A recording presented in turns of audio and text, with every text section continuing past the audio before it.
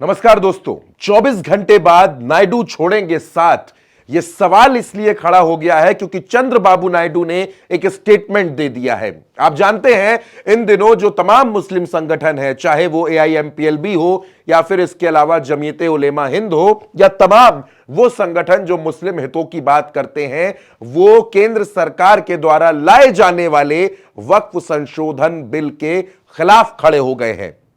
पटना में एक बड़ा प्रदर्शन हुआ, उस प्रदर्शन में लालू प्रसाद, तेजस्वी यादव दोनों पहुंचे और अब प्रदर्शन अगली जगह होने जा रहा है। जगह है विजयवाड़ा और तारीख है 29 मार्च। और यह बड़ी चुनौती खड़ी हो गई है चंद्रबाबू नायडू के लिए कि अब चंद्रबाबू नायडू क्या करेंगे। वो चंद्रबाबू नायडू जो मुस्लिम वोट्स की वजह से सत्ता पर बैठे हैं, जो आंध्र प्रदेश के मुख्यमंत्री बने हैं, अब वो चंद्रबाबू नायडू जिनको इफ्तार से तो कोई परेशानी नहीं है, क्या अब वो 24 घंटे बाद कोई बड़ा फैसला लेंगे?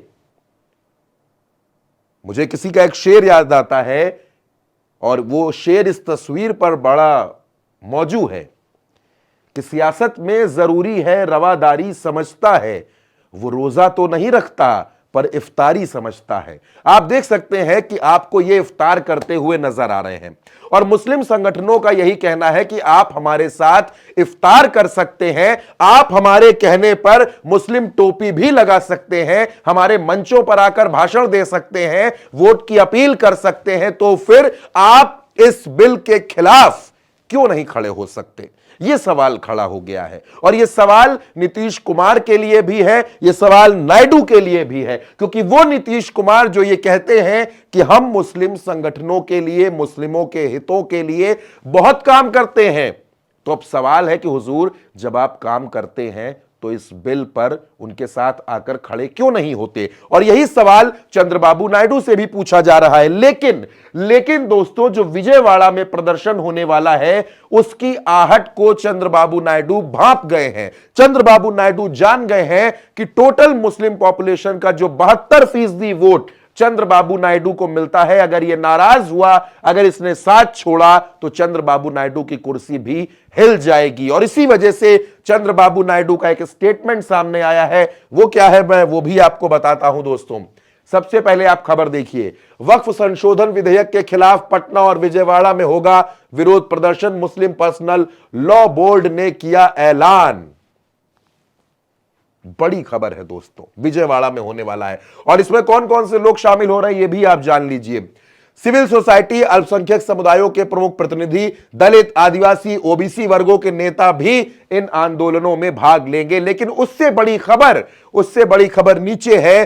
चंद्रबाबू नायडू ने वक्फ प्रॉपर्टीज को सेफ रखने का दिलाया भरोसा। वक्फ बिल पर बढ़ाएंगे बीजेपी की मुश्किलें। रमजान की शुभकामनाएं देते हुए नायडू ने मुस्लिम समुदाय को आश्वासन दिया कि TDP सरकार ने हमेशा वक्फ संपत्तियों की रक्षा की है और आगे भी करती रहेगी। यह भरोसा इस प्रदर्शन से 24 घंटे पहले चंद्रबाबू नायडू ने मुस्लिम संगठनों को दे दिया है। और यह खबर आप देख रहे हैं साफ तौर पर कि क्या भारतीय जनता पार्टी की मुश्किलें चंद्रबाबू नायडू बढ़ाने जा रहे हैं। इसी वजह से मैं आपसे कह रहा हूं, इसी वजह से यह सवाल है कि क्या चंद्रबाबू नायडू 24 घंटे बाद नरेंद्र मोदी का साथ छोड़ देंगे? चंद्रबाबू नायडू समझ चुके हैं कि उनके खिलाफ मुस्लिम संगठन उतर चुके हैं, नाराजगी बढ़ चुकी है और अगर यह नाराजगी और बढ़ती है तो इसका नुकसान चंद्रबाबू नायडू को उठाना पड़ेगा। दोस्तों, चंद्रबाबू नायडू आज की तारीख में नरेंद्र मोदी के साथ केंद्र में सत्ता के भागीदार हैं। 16 सांसद इनके हैं। सरकार जिन 2 बैसाखियों पर टिकी है उसकी सबसे मजबूत बैसाखी अगर कोई है तो वो TDP है, वो चंद्रबाबू नायडू है। और चंद्रबाबू नायडू के लिए किसी का साथ छोड़ देना, अलग हो जाना कोई बड़ी बात नहीं है, पहले भी उन्होंने ऐसा किया है। आज जब चंद्रबाबू नायडू के सामने यह खतरा खड़ा हो गया है कि अपनी राज्य की राजनीति बचाएं, अपनी पार्टी बचाएं या फिर मोदी जी का साथ देते रहे, तो चंद्रबाबू नायडू किसको चुनेंगे? और सबसे बड़ी बात है कि चंद्रबाबू नायडू सिर्फ वक्फ बिल के मसले पर नहीं घिर गए हैं।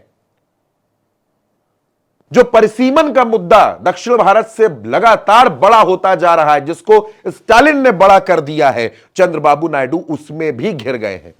इनको उसमें भी स्टैंड लेना है। तो ये जो दो मसले हैं, वक्फ बिल और दूसरा परिसीमन, ये दोनों चंद्रबाबू नायडू की मुश्किलें बढ़ा रहे हैं। और शायद इसी वजह से चंद्रबाबू नायडू ने स्थिति को समझ लिया और यह कह दिया, मुस्लिमों को भरोसा दे दिया कि हम आपके साथ थे, आपके साथ हैं और आपके साथ रहेंगे, वक्फ संपत्तियों की सुरक्षा हम करेंगे। सीधे सीधे यह मैसेज नरेंद्र मोदी को है, चंद्रबाबू नायडू का। हालांकि अब चंद्रबाबू नायडू का अगला कदम क्या होगा, इस पर भी हमारी नजर रहेगी। फिलहाल इस खबर में इतना ही दोस्तों, यह बड़ी खबर आप तक पहुंचानी बेहद जरूरी थी। इस खबर के बारे में अपनी राय कमेंट बॉक्स में जरूर बताइएगा।